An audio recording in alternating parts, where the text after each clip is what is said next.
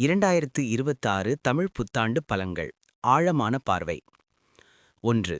மேஷ ராசி நட்சத்திரங்கள். அஸ்வினி, பரணி, கிருத்திகை 1ஆம் பாதம். அஸ்வினி நட்சத்திரம்.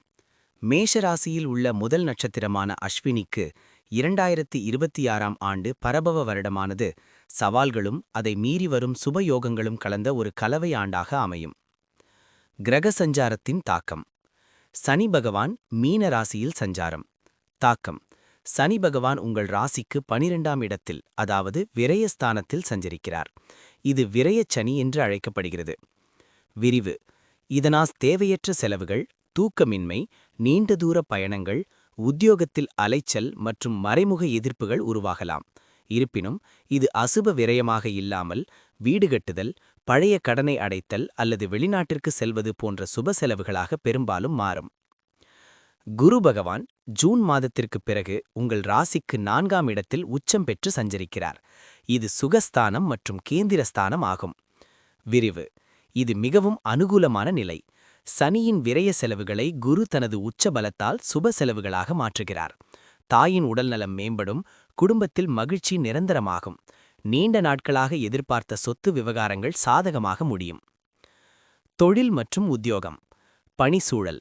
விரயச்சனி காரணமாக அலுவலகத்தில் பணிச்சுமை மற்றும் அலைச்சல் அதிகமாக இருக்கும்.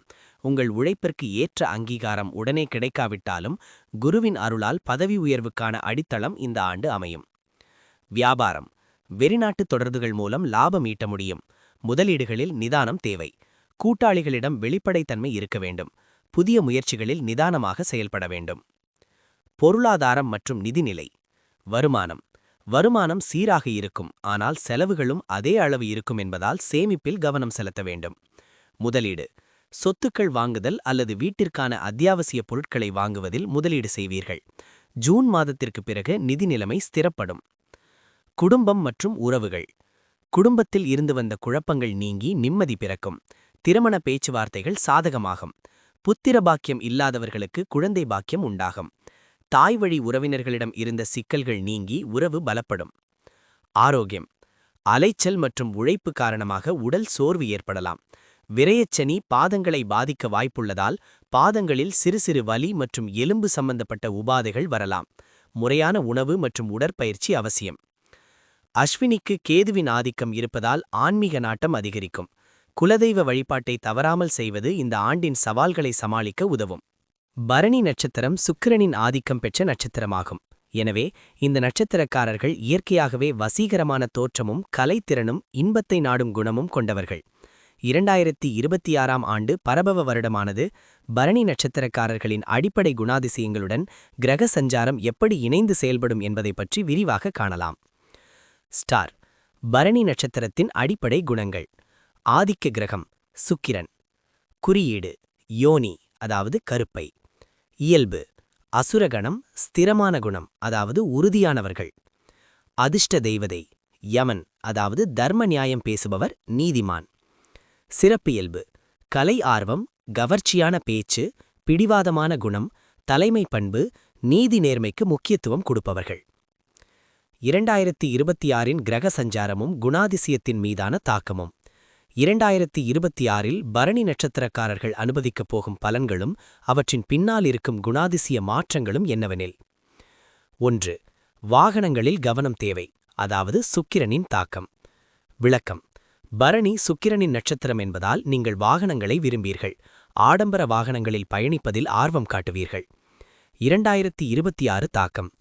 12இல் சனி சஞ்சாரம், அதாவது விரயச்சனி, மற்றும் குரு 4இல் சுகஸ்தான அதிபதி சஞ்சரிப்பதால் ஒருபுறம் வாகனம் வாங்குதல் அல்லது மேம்படுத்துதல் என்ற சுப செலவுகள் இருக்கும்.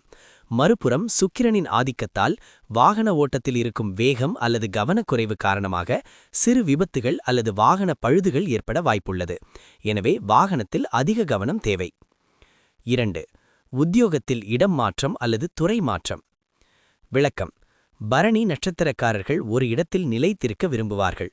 அவர்கள் உறுதியான சிந்தனை கொண்டவர்கள். 2026 தாக்கம். 12ஆம் இடத்தில் இருக்கும் சனி பகவான் உத்தியோக ரீதியாக அதிக அலைச்சலை தருவார்.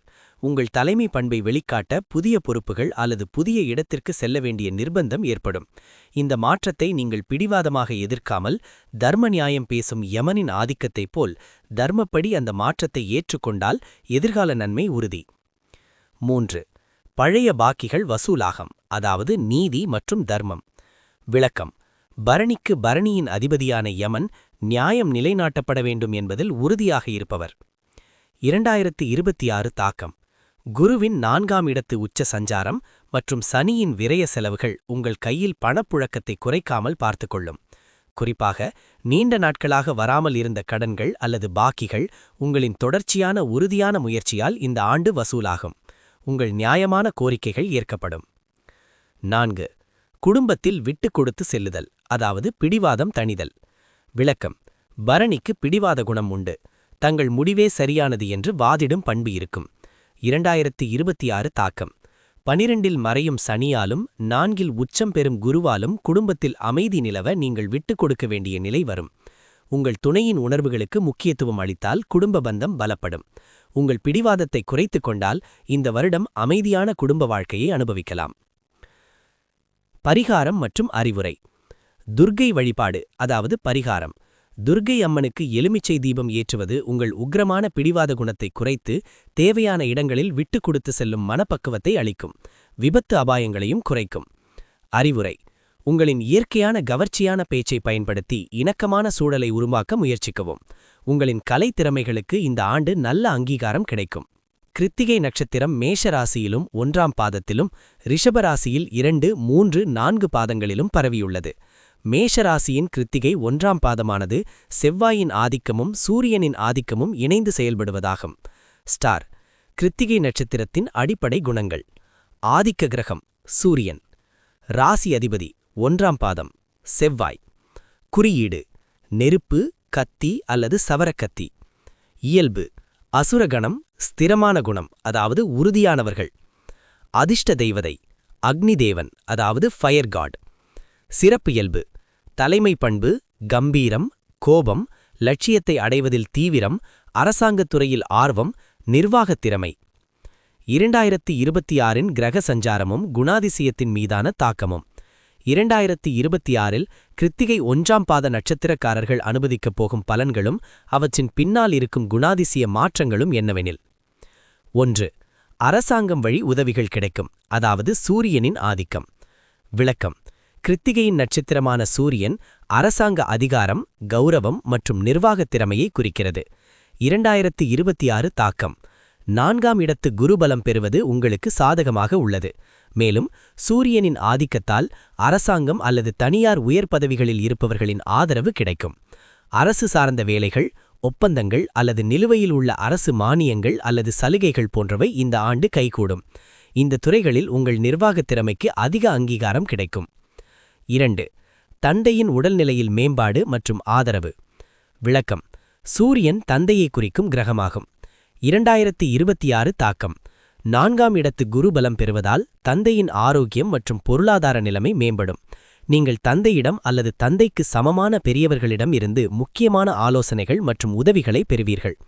தாய்வழி உறவினர்களிடம் இருந்த சிக்கல்கள் நீங்கி உறவு பலப்படும். 3. அரசியல் மற்றும் பொது வாழ்வில் மதிப்பு கூடும், அதாவது தலைமை பண்பு. விளக்கம்: கிருத்திகை நட்சத்திரக்காரர்கள் இயற்கையாகவே அதிகாரமுள்ளவர்கள். ஒரு குழுவுக்கு தலைமை தாங்கும் தகுதியுடையவர்கள்.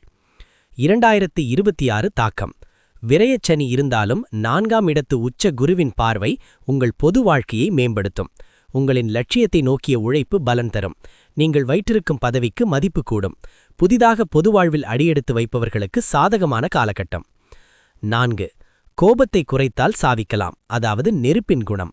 விளக்கம்: நெருப்புக்கு அதிபதியான அக்னி தேவனின் நட்சத்திரம் என்பதால் உங்களிடம் கோபம், ஆக்ரோஷம் மற்றும் பிடிவாதம் சற்று அதிகமாக இருக்கும்.